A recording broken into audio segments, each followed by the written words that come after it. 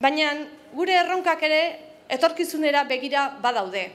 Ez dira orain bukatzen eta etorkizuna gurea dalako eta guk osatu behar delako proiektu berriak ditugu, noski, industrian oinarrituta eta horretara bideratuta. Baina ez bakarrikan industrian, ze baita ere gure merkatariek, turismoaren inguruan, ostalaritza, lehen sektorea, ez ditugu sektore bat bera ere uzten albo batera, guztiak garrantzitsua dielako eta guztietan lanpostua daudelako.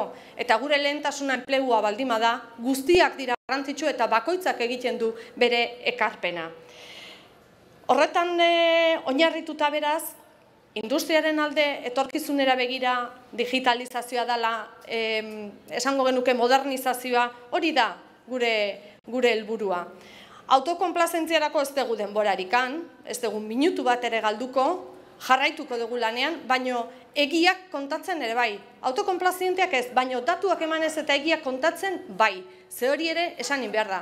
Datuak manejatu daitezke nahi den neurrian, baino egiak ere kontatu behar dira. Y conocemos la realidad de lo que ha pasado, lo que hay y lo que sigue habiendo.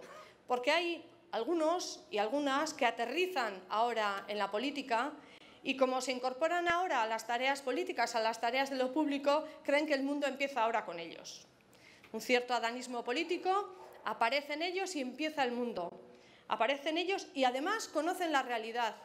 Pues como si estos 4 años hubiéramos estado en el gobierno, pues no sé, gestionando pues Alicia en el País de las Maravillas o alguna historia de estas. Pues no, de verdad, hemos estado aquí. Y ellos son los que parece que vienen de otro planeta.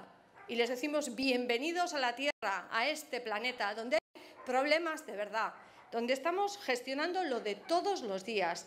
Eta orain artekoa, azken 4 urteak, baino bai aurrekoak ere, hori dira Euskadiko realitatea, horiek izan dira gure realitatea. Y a lo largo de estos 4 años hemos conocido muchísimos problemas y muchísimas cosas buenas.